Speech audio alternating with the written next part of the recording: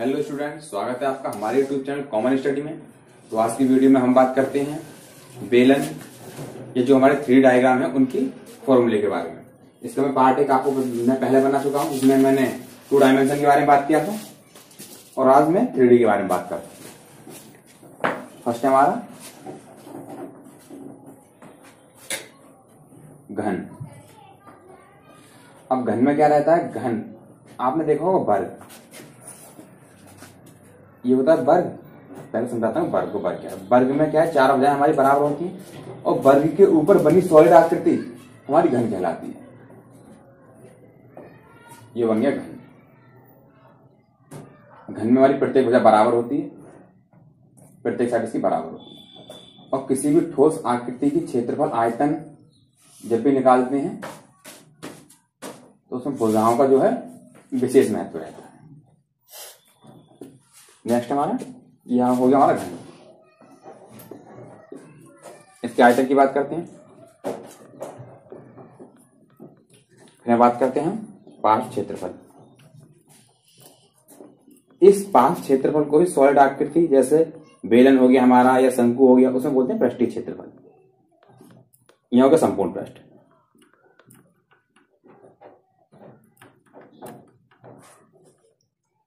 संपूर्ण पृष्ठ का क्षेत्रफल।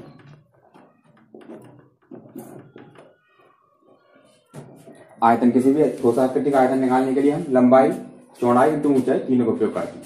तो आयतन हो गया हमारा लंबाई गुणा चौड़ाई गुणा ऊंचाई। घन का आयतन हो गया लंबाई गुणा चौड़ाई गुणा ऊंचाई। अब इसमें लंबाई भी हमारी a है, चौड़ाई भी a है और ऊंचाई भी a है। ये हो गया आयतन भुजा की घात 3। ये हमारी भुजा है, ये भी भुजा की घात 3। भुजा की घात 3 हो गई। नेक्स्ट है पार्श्व क्षेत्रफल। अब देखो पार्श्व क्षेत्रफल समझने के लिए क्या करते हैं, मान लो ये कोई बॉक्स है, ठीक है। अब इस बॉक्स के ऊपर का ढक्कन छोड़ दो और नीचे की तली है, ये वाली तली दिखाई दे रही, इन दोनों को अलग हटा दें, तब जो हिस्सा बचता है हमारा वो कहलाता है हमारा पार्श्व क्षेत्रफल। तो पार्श्व क्षेत्रफल निकालने के लिए ऊपर की तली छोड़ दो, ठीक है, छोड़ दिया हमने। नीचे कैसे छोड़ दो, ये भी छोड़ दिया। अब इसकी बात करते हैं। इतना सा पूरा हमारा वर्ग है, तो वर्ग का क्षेत्रफल होता है भुजा उसका यानी लंबाई इंटू चौड़ाई, a इंटू ए कितना हो गया a स्क्वायर। इसी प्रकार की हमारे 4 फलक बने। कुल से फलक कितने होते हैं? कुल फलक की बात करें, कुल फलक होते हैं इसमें हमारे 6, लेकिन 2 फलक तो हमने छोड़ दिए, कितने बचे? 4। कितना हो गया फिर इसका क्षेत्रफल? भाई a स्क्वायर को 4 बार ऐड कर लो, कह सकते हो 4 स्क्वायर, तो हो गया 4 इंटू भुजा स्क्वायर। ये इसका हमारा क्षेत्रफल हो गया, पार्श्व क्षेत्रफल। नेक्स्ट बात करते हैं संपूर्ण पृष्ठ का क्षेत्रफल। संपूर्ण पृष्ठ में क्या है, इसकी जो तली है और जो ढक्कन है उन दोनों को भी इसमें ऐड कर लेते हैं। 4 पहले का हो गया और बाकी 2 ही, कितना हो गया? 6 स्क्वायर। 6 स्क्वायर ये हो गया 6 इंटू भुजा स्क्वायर। देखो मैं आपको सीधे ये भी बता सकता था कि भाई आयतन होता है भुजा की घात 3 और क्षेत्रफल होता है पार्श्व क्षेत्रफल 4a स्क्वायर। तो इससे क्या है भाई, फॉर्मूले तो आप अभी अभी याद कर लेते, फिर बाद में क्या है कुछ टाइम के बाद भूल जाते हैं। लेकिन इस वीडियो के माध्यम से आप इस फॉर्मूले का ड्राइव है, जिसका डेरिवेशन है वो आप समझ जाओगे। तो इससे क्या आपको कंसेप्ट वाइज पता रहना चाहिए कि फॉर्मूले बने कैसे।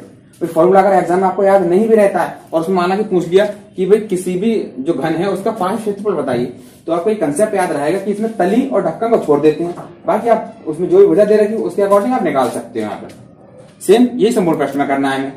अब फॉर्मूले याद करने की आपको विशेष कोई जरूरत नहीं पड़ेगी अगर आपको कंसेप्ट याद है तब।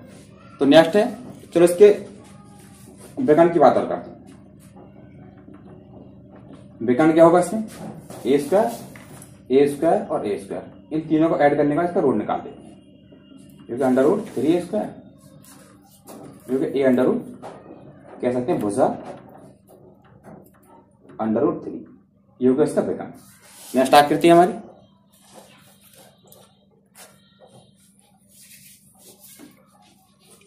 नेक्स्ट टॉपिक हमारा घनाव। घनाव और घन में आपको मैं विशेष अंतर समझाऊंगा कि ऐसा नहीं मिटा रहा था, बाद में मिटाते हैं। चित्र देखने में हमारा सेम है भाई, हमारे जो घनाव का चित्र है और घन का चित्र है लगभग देखने में सेम है, लेकिन ये आकृति बनती है हमारी आयत पर। आयत में क्या रहता है, आयत के ऊपर बनी सॉलिड आकृति हमारी घनाव कहलाती है। देखने में चित्र लगभग सेम है। अब ये है आयत। अब आयत में जो हमारी आमने सामने की भुजाएं होती हैं वो हमारी बराबर होती हैं, जबकि मैंने वर्ग में आपको बताया था इसमें चारों भुजाएं बराबर होती है।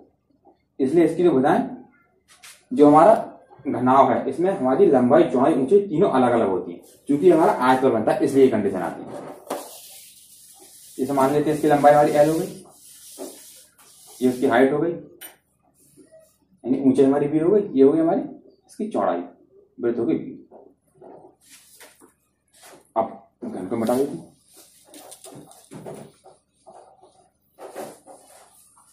जो लूडो का जो गोटा होता है वो हमारा घन होता है, और हमारे घर में जो भी जैसे कोई संदूक है या कोई माचिस हो गई, ये सब हमारे घनाव के अंतर्गत आते हैं। इनके आयतन की बात करते हैं, लंबाई चौड़ाई ऊंचाई एल बी एच, जैसे कि पुराने फॉर्मूले बता चुके हैं। नेक्स्ट है हमारा पार्श्व क्षेत्रफल। सेम कंडीशन हमारी, ये छोड़ दो, इसमें ढक्कन इसकी तली छोड़ दो, एल इंटू एच हो गया। शेष हमारे 4 हिस्से बचे, देखो एक ये छोड़ दिया, इसमें ये खत्म करो इसे, एक ही नीचे का छोड़ दिया, 2 हिस्से निकल गए, तब इसका क्षेत्रफल निकालते हैं, लंबाई इंटू चौड़ाई, कह सकते हैं एल इंटू एच। अब एल एच तो ये सेम, इसके पीछे भी एक एल एच होगा, यानी ये वाला हिस्सा जो अंदर वाला हिस्सा जो इस वाले हिस्से के ठीक विपरीत है, वो भी एल एच होगा हमारा।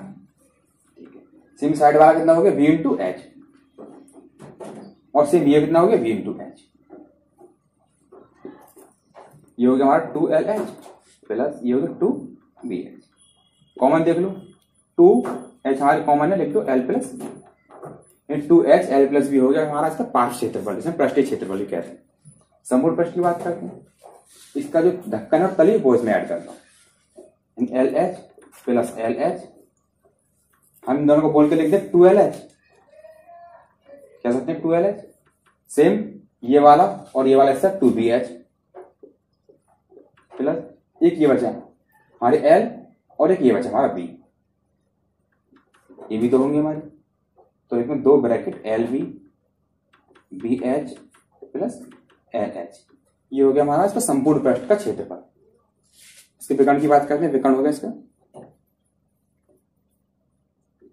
विकर्ण में क्या होगा, under root L square plus B square plus H square, ये होगा इसका विकर्ण। तो आपको इससे क्या है, फॉर्मूले याद करने की कोई जरूरत नहीं पड़ेगी। अगर मान लो आपको कंसेप्ट याद है कि कैसे कैसे हमें करना है, कैसे कैसे नहीं करना है, अब आपको ये डेरिवेशन पता है, तो आपको क्या सवाल आसानी से कर सकते हैं। नेक्स्ट टॉपिक है हमारा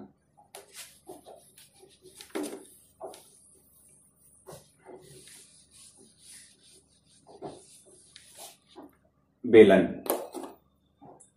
बेलन की आकृति ऐसी होती है, देखिए आपको दिखाते हैं, बेलन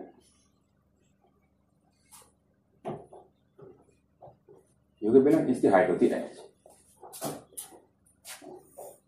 यहां तक ये त्रिज्या होती है इसकी। बेलन का आयतन, बेलन का आयतन होता है आधार का क्षेत्रफल,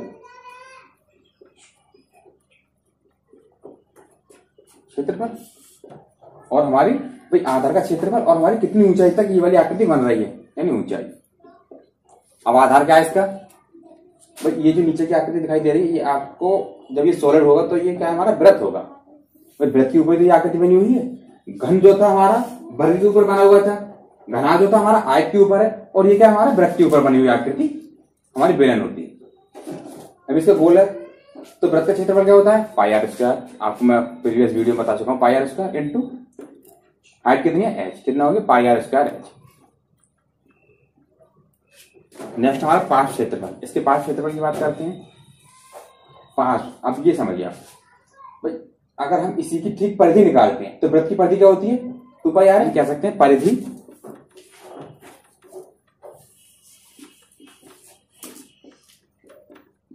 इंटू ऊंचाई, कितनी ऊंचाई तक है, तो परिधि क्या है हमारी 2 पाई आर इंटू एच, तो फॉर्मूला हो गया 2 पाई आर एच।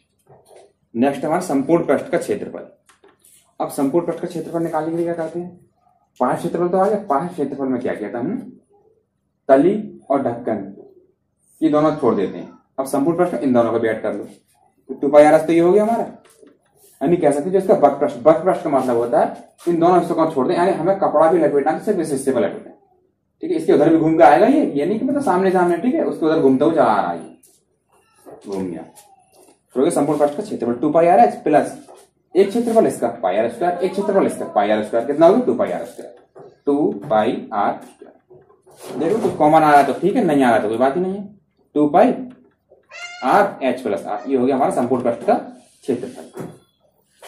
नेक्स्ट हमारा शंकु।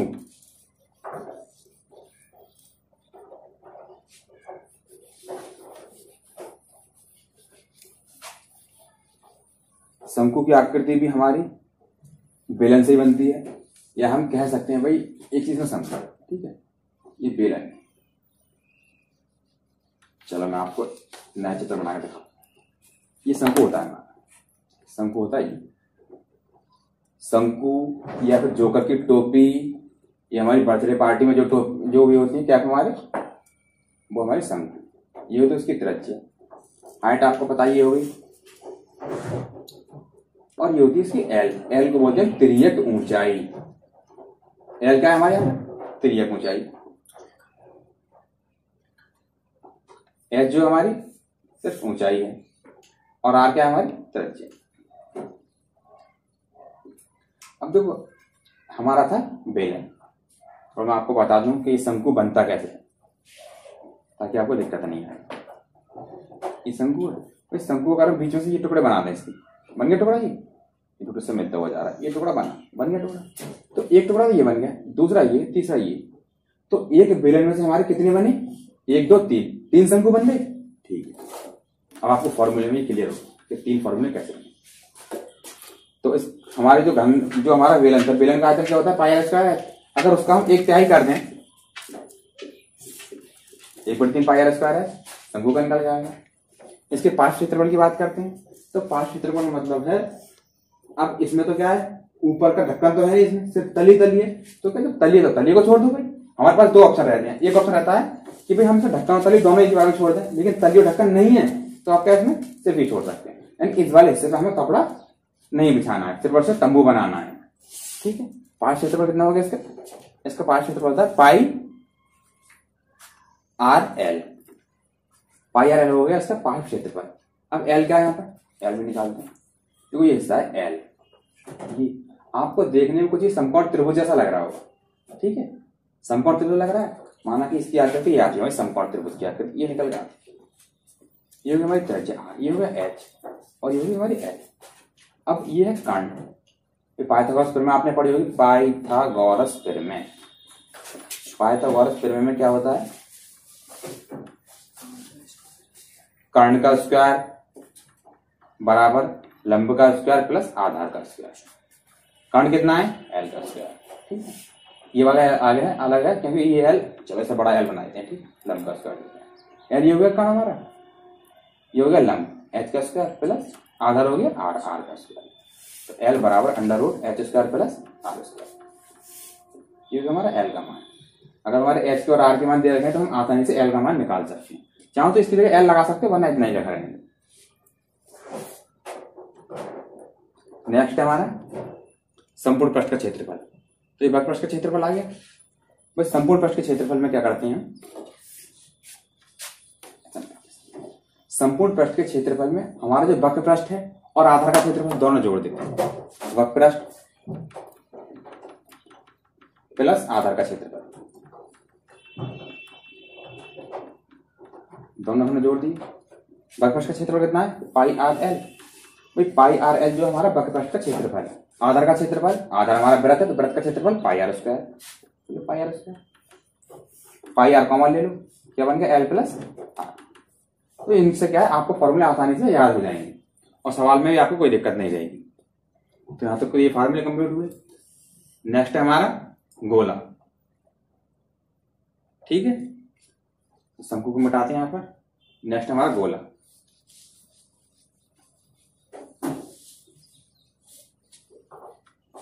इसे भी हम निकालते हैं 2 पाई आर। मान लो अगर पार्श्व क्षेत्रफल या पृष्ठ क्षेत्रफल का जो डेरिवेशन है तो मान लो कंप्लीट होती है हमारी 2 पाई आर जो रेडियस होती है, लेकिन उसे सिर्फ एक भाग के लिए निकालना है 2 पाई आर। और कितनी ऊंचाई के लिए निकालना है, भाई त्रिज्या ऊंचाई पे कपड़ा लपेट रहा है तो इसका एल हो गया, 2 से 2 कट जाते हैं यहाँ पर, पाई आर एल। ये ऐसा निकल आता है। नेक्स्ट है हमारे गोला। तो ये भी सॉलिड आकृति में आती है, एकदम से बना दिया गोला, बन गया गोला। भाई ये गोला है, अब ये गोला नहीं है, क्योंकि ये हमारा वृत्त है, और जब हम इसे ड्रॉ करते हैं तब ये बन गया हमारा गोला। ये होती है गोला।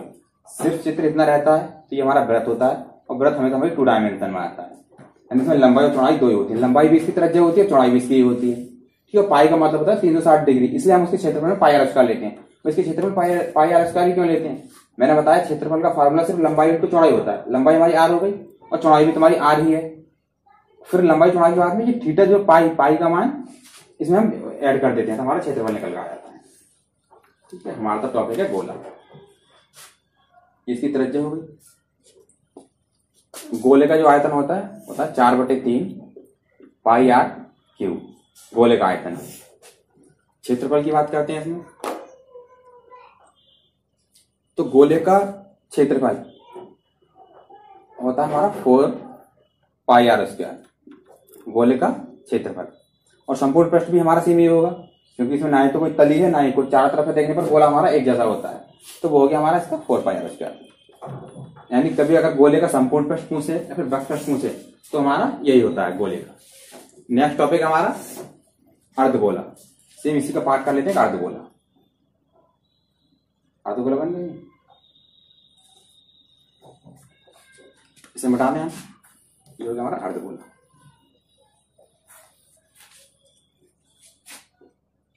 त्रिज्या है इसकी। अर्धगोले का आयतन क्या होता है? संपूर्ण का आयतन 4/3 पाई आर क्यूब। इसका हम आधा कर लेते हैं। आधा करने पर कितना हो जाएगा? 4/3 पाई आर क्यूब का आधा करो। ठीक है, आधा करने के लिए हम इसे 1/2 से गुणा कर दें। 2 दूनी 4 कट गया, ये हो गया 2/3 पाई आर क्यूब। हमारा अर्धगोले का आयतन आ गया। लिखते हैं यहाँ पर अर्धगोला। ठीक है, बात चल रही सिर्फ अर्धगोले के लिए। अर्धगोला 2/3 पाई आर क्यूब। पार्श्व क्षेत्रफल की बात करें तो पहले इसका था 4 पाई आर स्क्वायर, अब इसका क्या हो जाएगा? 4 पाई आर स्क्वायर का आप हाफ कर दो, कितना आ गया? 2 पाई आर स्क्वायर। 2 दूनी 4 ही कट गए। अब इसका संपूर्ण पृष्ठ बात करते हैं। देखो संपूर्ण पृष्ठ इसका अलग था और इसके लिए हमारा संपूर्ण पृष्ठ अलग होगा, क्योंकि अब हमारा इसमें ये हिस्सा भी बढ़ गया। भाई नीचे से अगर देखें तो इसकी आकृति ये बनेगी, कहीं चल के ये आकृति बनती है नीचे देखने पर हमारी, ये आकृति नजर आएगी। नीचे भी एक हमारी वृत्त की आकृति बनी हुई होगी। तो हमारा संपूर्ण पृष्ठ का क्षेत्रफल निकालने के लिए पृष्ठीय क्षेत्रफल प्लस आधार का क्षेत्रफल, ये हम इसमें ऐड कर देते हैं। आधार का क्षेत्रफल, पृष्ठीय क्षेत्रफल क्या है हमारा? भैया आपको ऊपर दे रखा है 2 पाई आर स्क्वायर, लगा दो। और आधार का क्षेत्रफल ये जो है इसे भी हम इसमें ऐड कर देते हैं, pi R square. Pi R square कितना हो गया? 3 पाई आर स्क्वायर। ये तो इसका सूत्र है। तो आज के फार्मूले तो यहीं पर समाप्त होते हैं। नेक्स्ट मैं आपको बताता हूं, अर्धगोले में एक कंडीशन और आती है निकल के। अगर कहीं वो बोलता है, जैसा अगर उसने कहीं बोल दिया कि एक गोला है हमारा, ठीक है, एक गोले के हमने 2 हिस्से कर लिए। भाई उसमें पूछता है एक गोला है, कोई भी आपको माप दे देगा, फिर कहेगा आप इस गोले के 2 टुकड़े कीजिए। 2 टुकड़े कर लिए, उसके बाद में इन दोनों टुकड़ों का अलग अलग हमारा संपूर्ण पृष्ठ का क्षेत्रफल ज्ञात करना। तो हमारे अगर सिर्फ गोले की बात करें, देखो सिर्फ गोले की बात करते हैं, एक गोला जब भी हमारा जुड़ा हुआ है, वही जुड़े होने की बात करते हैं, जुड़े हैं तब, यानी 2 अर्धगोला एक साथ जुड़े हुए हैं तब उनका क्षेत्रफल क्या होगा? 4 पाई आर स्क्वायर। लेकिन यदि दोनों हिस्सों को अलग अलग निकालते हैं, अलग अलग में, ठीक है, दोनों का अलग अलग, तो हमारा जो क्षेत्रफल होगा, संपूर्ण क्षेत्रफल की बात कर रहे हैं, संपूर्ण क्षेत्रफल, यहाँ भी दोनों अलग अलग का जब भी होगा तो इसका 3 पाई आर स्क्वायर होगा, इसका भी 3 पाई आर स्क्वायर होगा, तो ये हो जाएगा 6 पाई आर स्क्वायर। ये सवाल पूछा भी गया है कि 4 पाई आर स्क्वायर और 6 पाई आर स्क्वायर कैसे कैसे होते हैं हमारे। तो आज की वीडियो यहीं पर समाप्त करते हैं। आपको वीडियो पसंद आई तो इसे लाइक करें, दोस्तों में शेयर करें और चैनल को सब्सक्राइब करें। धन्यवाद।